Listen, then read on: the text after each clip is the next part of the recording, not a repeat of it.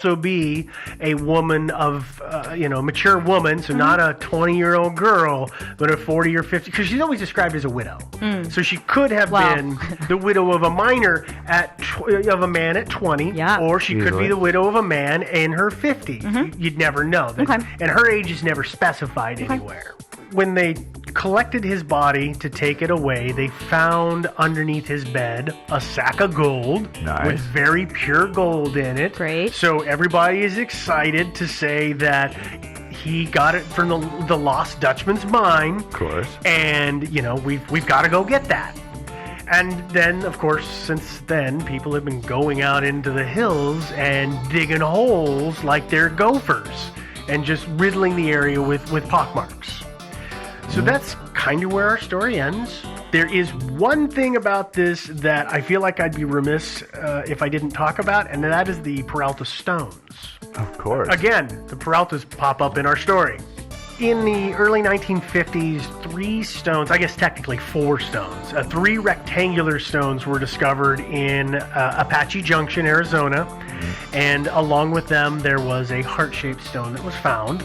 The rectangular stones are made of sandstone, and they're called the Peralta stones. And then the heart stone is called the Latin heart. And we're talking things that had been made to be that shape by men, right? They are man-made. Yeah. Yes. So somebody did carve them somehow. Right. Yeah, and they're like bricks. They're about, 8 by 14 inches, something like that? I thought they were more akin to like 11 by 17, but somewhere in that range, yeah. I mean, I've always seen pictures of them, but I never got good dimensions on them. No banana for scale. No banana for scale. Damn it. Did it again.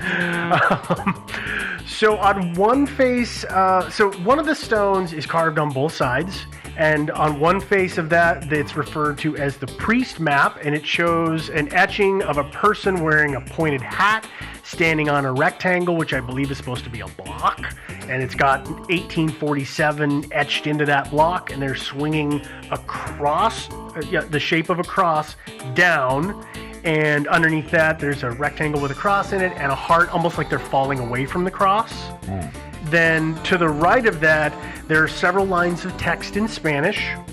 On the opposite side of the stone is what is called the horse map, and that also has more Spanish on it, along with the engraving of, not surprisingly, a horse. And then there's some squiggly lines and some numbers on it. You take the other 2 stones, which these stones get stacked on top of one another, so it appears to only be carved on one face of each. And they have on their face, again, this is a series of squiggly lines and some numbers. And there is in one of them a depression that has been carved in that is in the shape of a heart. And by the way, when I say the shape of a heart, I mean, like the European Valentine heart shape. Exactly. That's exactly it.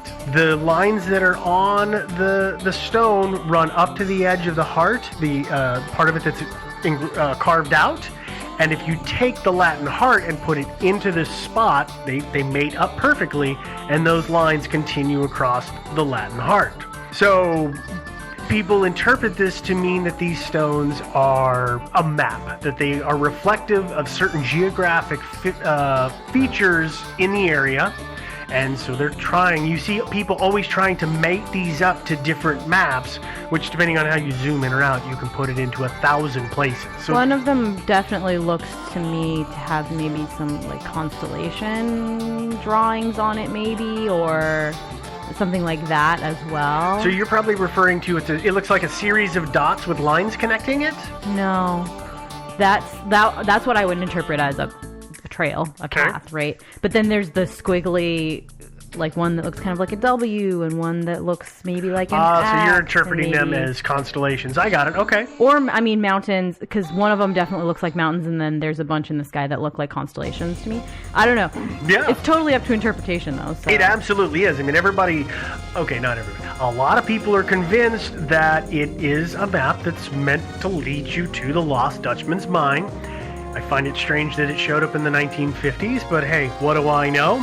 Oh, wait, I do know something, because it turns out that most of the authorities on engraving from the 1800s and stoneworking have looked at these things and said they're fakes.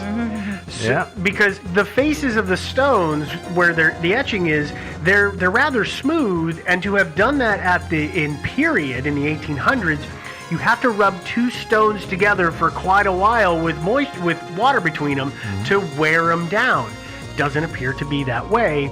The lines and the shapes that are cut into them appear to have been cut with a modern power tool, and then somebody took some other implement to them to try to rough them up and make it look real. Antique them a little bit. Antiquing, yeah, that's exactly it. That but they wouldn't don't. Surprise me. For a lot of experts on that kind of work, they don't pass muster. They also don't. I mean, they don't look, for as old as they're supposed to be, those fine lines have held up remarkably well in the arid wasteland of the middle of the desert. So, you know what the other problems are? Oh, tell me, all of them. Okay, so the Valentine's heart, it's a European thing. That didn't show up in Latin cultures until the 20th century, so couldn't be in era. And the Spanish is poorly assembled sentences that are also using modern words and phrases. So of course, there's a lot of things that call this out as not being truly period. Yeah, the map supposedly that's on them is just kind of like crude and meaningless.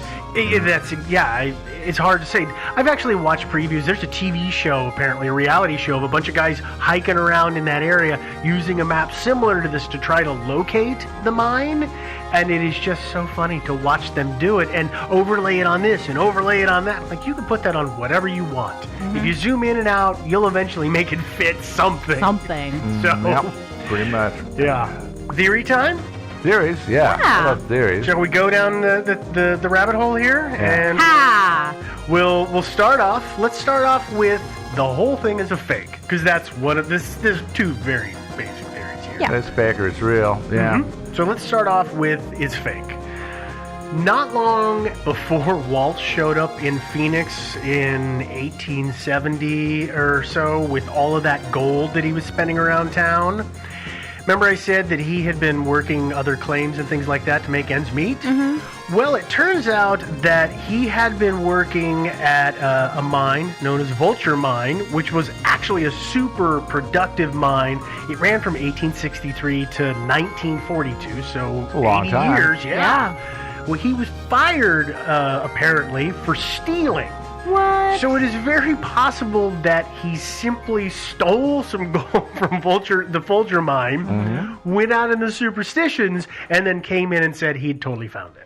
Yeah. So that is totally a plausible thing. Great way to launder your money. It's a good way to launder your money. It's also a really good way to build trust to open a line of credit, say. If you come rolling into town with a bunch of really pure gold and you spend it all. But you say you've said that more it's of it from that thing, it's out there, there's a mine out there, it's super productive, you've seen it. I'm going to go out in a couple days. I just need, a couple more drinks, one more night in the hotel, and then I'm good.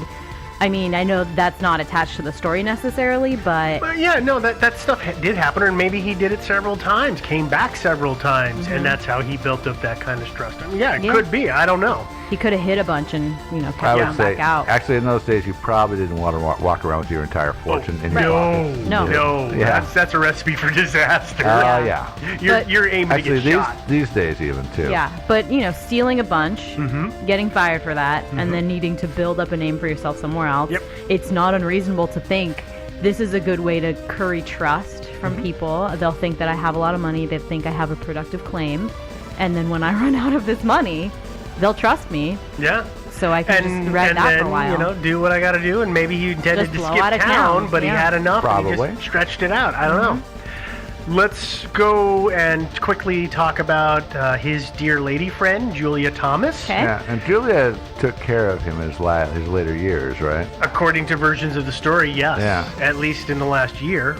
Do we know how he died?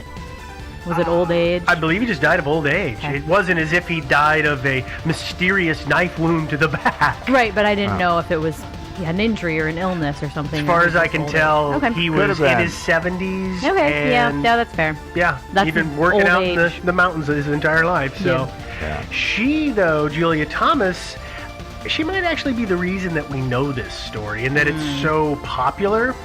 And that's because after Waltz died, she and 2 other men went out into the Suspicion Mountains looking for the mine. And after they couldn't find it, they came back and she started selling maps to the mine. So now she's making money by saying this is a map based on what he told me or gave me, which is suspicious. It's almost a gold mine in and of itself. It huh? is. It's kind of cool. Well played there. In 1892, she spoke with a writer named Pierpont C. Bicknell. Oh God.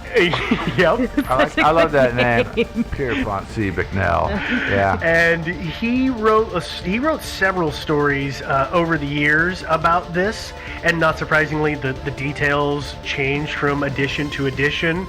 He was writing his articles, at least the one that we're going to cite, came from the San Francisco Chronicle, which actually had a pretty decent circulation for the time. Yeah. But there's And no internet. You there can't is search no the internet. archive very easily. Yeah, no, it's the only way to go. So it's easy, Yep. right? It's easy to just print a bunch of different stuff. Yeah, you can just do what you want. Yeah. Okay, so we're going to take an excerpt from an article that he wrote, and it was in the January 13, 1895 edition of the San Francisco Chronicle. Joe, can you do your best 1890s newsman voice for us? Oh, yeah. Well, let's see. I'm going to do Gruff Mountain Man voice here. Well, that's not very Mine lies newsy. within an imaginary circle whose diameter is not more than 5 miles. I don't think that's going to work. You don't think that's going to work? All right. Let me start over again here. Okay.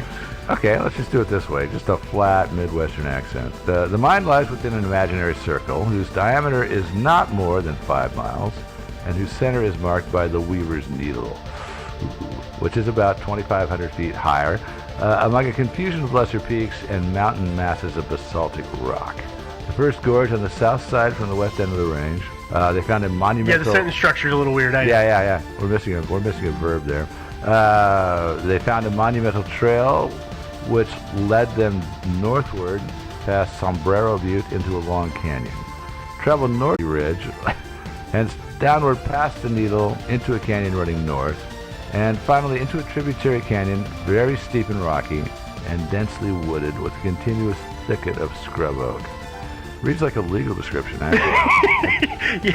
Yeah, so it's not exactly... And where he got all these details is really, really confusing to me. The only thing that I can guess, and I know a lot of people think, is that he gave an interview to Julia Thomas gave an interview to him, I should say, and then he ran with it and he added things.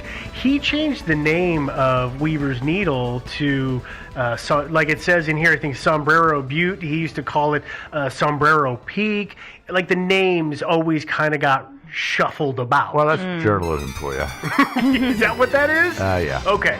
Here's the thing about this description and of course the map that Julia Thomas says was selling is that Waltz did drop some hints. Apparently he was known for dropping some hints about where the mine was, but nothing anywhere seems to lend me to believe that it was as such a detailed description as this. There were people who tried to follow him. It's according to the legend, he would go out and people would say, I'm going to follow him. I'm going to knock him over his head when I find his mine. I'm going to take his claim. Except that he would always shake who was ever following him. So I sometimes wonder if that is true, that bit about him shaking people, maybe Bicknell talked to people who gave bits and pieces that then Bicknell assembled along with the stuff that he got from Julia Thomas. I don't know. I mean, that's a complete guess on my part as to where this fantastic word problem of a description comes from. Mm-hmm. Okay. Let's move on to the other thing that makes me think that possibly this whole thing is a fake, and that is the Peraltas. Yeah. Once again, we're going to talk about those folks. Those guys keep popping up in this thing. They did. The first mention of them comes from documents that were filed in 1882, and that documentation was from a scam that was made up by a man named James Revis. Because supposedly the Peraltas were actually in the area for a long, long time before that, right? According to the lineage that Revis made, Yes, the name Peralta is a very common name, so it is very possible that there were people with that name in the area, but it seems that the lineage that is assigned to this may have actually been taken from this scam that he was doing, because he was trying to do it in a land grab bid. He claimed to be related to the family, and he claimed that he was working with the family, or they had given him this, and there was some land claim deed stuff going on. He pulled this at least one other time, and he would double down on it, and then he'd get caught, and he'd go to jail, and he'd start a different scam. But then from there, the name didn't show up again until the Bicknell article. So it may be that McNell heard, oh, well, there was the Peraltas, well, let's go ahead and pull that into the story, and maybe that's where the seed of that part came from. I don't know. Yeah, so this part to the story, and there's variants on that, I believe. One is that the Peraltas had a mine or two. Or another one is that they just had a buttload of gold that they hid up in the Superstitions Mountain. There was also that they were rich cattle ranchers. Yeah. There was also that controlled a huge swath of the area. Although I think the cattle rancher one is from the Revis scam. Yeah, probably. Yeah. The last thing that I have for this theory is that, people have been scouring the Superstition Mountains, and especially in the area around Weaver's Needle, for over 100 years, and nothing's been found. Nobody has found a thing. And if indeed the thing is truly there, the chances of anybody finding it, well, they're amazingly fantastic, and they're very low. And I say they're very low because the area has been closed to mining. It was closed in 1984 under the Wilderness Act of 1964, which said you can't go in and do this stuff. Prospecting today is allowed, and that is wander around, pick up rocks off of the ground, and then take them home and figure out what they are. No digging. If you want to dig, that is considered mining, and you've got to get a permit to mine. You can also do what is called treasure trove hunting, which is you go along and you try to find some kind of treasure that's just sitting around, but you've also got to get a permit for that. So it's the act is set up with a real catch-22. You can't show a find unless you dig for it. But you can't dig for it to have a claim to show, and if you dig for it and you suddenly show up with this claim, they're gonna put you in irons and lock you away for digging on protected land. I love a bureaucracy. I know. I knew I used to work with somebody, and her husband was a scuba diver, and he and a friend discovered this treasure trove of cars at the bottom of the Willamette River. Because people, back before they closed the ramp by the Selwood Bridge, people would just shove their cars into the river and report them stolen. Yeah. And so they wanted to salvage these cars, and the state was like, well, you can't salvage those cars unless you have title to them. And they were like, well, how are we going to get title unless we pull them out of the water? Well, we don't care. Eventually they worked it out, but it took them a while. Yeah, I'm sure you had that bureaucratic mindset. And I don't even want to know how they had to go about that, but yeah, awesome. Okie doke, let's go on to theory section number 2, which is it's real! You like how they put a little bit of feeling behind that? Yeah. I mean, I guess yeah. Are you giving me a C- on my acting skills? Yeah, I am. No, I was more gonna say to the point of nobody's found it. For me, it's kind of like, well, okay, you can't mine, right? So even if there was this mine, and also, what's to say that it wasn't just totally mined dry? That's actually very possible. That would account for nobody having found it, but... Well, and people have said they found it. So if we're going to start this isn't something that I've got on what you guys are looking at, but there is a guy who in the late 70s, I believe it was, maybe it was the 60s. 1970s? Yes. Okay. Said he, I believe it was that age, he said he had met some men who had known the Dutchman, and they had told him what the Dutchman had told them, and he went out and he found the Dutchman's mine, but it wasn't around Weaver's Needle. It was in another area in a valley up a mountain, and it was a pit mine, and he pulled out, a couple $10,000 or $20,000 worth of gold at the time, and the thing ran dry. Yeah. So it is possible that somebody else found it not knowing it was the Dutchman's mine. Yeah. You're absolutely right. Yeah. Yeah. Okay. So Sorry. No, that's fine, because this is right along the lines of the Yeah. fact that yes, lots of people have been finding gold in and around the Phoenix area. I mean, we talked about the Vulture Mine, almost 100 years in operation, for God's sakes. Although I've heard too though that